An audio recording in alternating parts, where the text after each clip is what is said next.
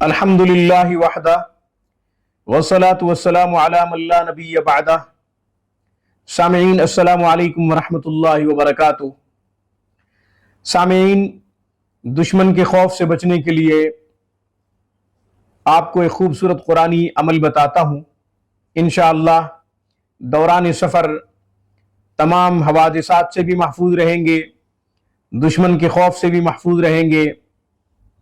کسی ظالم حاکم کا ڈر ہے، خوف ہے، تو بھی آپ محفوظ رہیں گے۔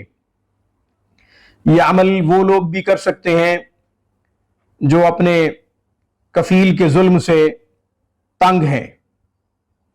متحدہ عرب امارات سے اکثر مجھ سے پوچھا جاتا ہے کہ ہمارا کفیل تنگ کرتا ہے، کام زیادہ لیتا ہے، بہت تنگ کرتا ہے، کیا کریں؟ تنخواہ نہیں دیتا، بلا وجہ ڈانٹتا ہے۔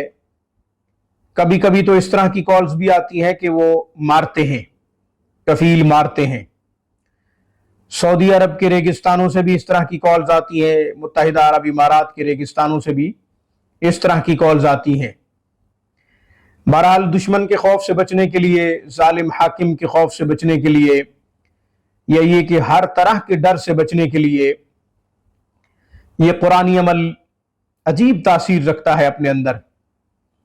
سورہ یاسین شریف کی آیت نمبر 9 کا انتخاب کیا ہے۔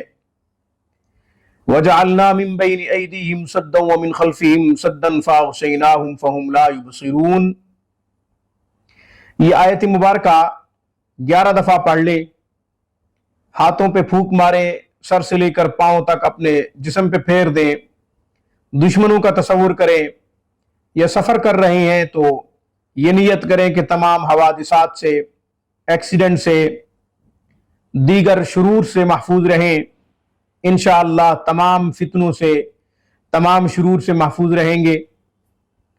یہ وہ آیت مبارکہ ہے جو رسول اللہ صلی اللہ علیہ وسلم نے ہجرت کے موقع پہ پڑھی تھی، اور اللہ تعالیٰ نے کفار کی آنکھوں کو اندھا کر دیا تھا کچھ لمحوں کے لیے۔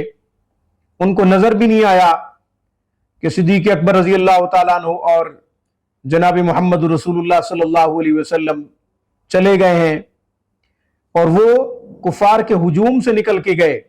اس آیت مبارکہ کی بڑی تاثیر ہے۔ فَأَغْشَيْنَاهُمْ فَهُمْ لَا يُبْصِرُونَ۔ یہ پڑھتے ہوئے بندہ کا تجربہ یہ ہے کہ دشمنوں کے ہجوم سے بھی گزر جائیں تو پتہ نہیں چلتا کہ گزرا جا رہا ہے۔ فرمایا وَجَعَلْنَا مِن بَيْنِ أَيْدِيهِمْ سَدًّا وَمِنْ خَلْفِهِمْ سَدًّا فَأَغْشَيْنَاهُمْ فَهُمْ لَا يُبْصِرُونَ کا جو ورد کرتا ہے، اللہ دشمنوں کے خوف سے، دیگر حوادثات سے اس کو ہمیشہ ہمیشہ کے لیے محفوظ رکھتا ہے۔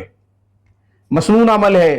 رسول اللہ صلی اللہ علیہ وسلم نے ہجرت کے موقع پہ یہ آیت مبارکہ پڑھی ہے، تو اس کا مطلب یہ ہوا کہ اللہ تعالیٰ نے حکم دیا ہوگا، اللہ تعالیٰ نے یہ کہا ہوگا کہ آپ یہ پڑھتے ہوئے نکل جائیں، دشمن آپ کا کچھ نہیں بگاڑ سکیں گے۔ صدیق اکبر کا بھی کچھ نہیں بگاڑ سکے، رسول اللہ صلی اللہ علیہ وسلم کا بھی کچھ نہیں بگاڑ سکے، یہاں تک کہ دشمن پیچھے بھی گئے، سراقہ بن مالک پیچھے بھی گیا، تعاقب کیا، پہنچ بھی گیا، اس کے باوجود کچھ نہیں کر سکا۔ تو اللہ تعالیٰ سے دعا ہے اللہ تعالیٰ ہمیں قرآنی وظائف سے، قرآنی اعمال سے اپنے تمام مسائل حل کرنے کی توفیق عطا فرمائے۔ اقول قولی ھذا واستغفر اللہ، وآخر دعوانا ان الحمد للہ رب العالمین۔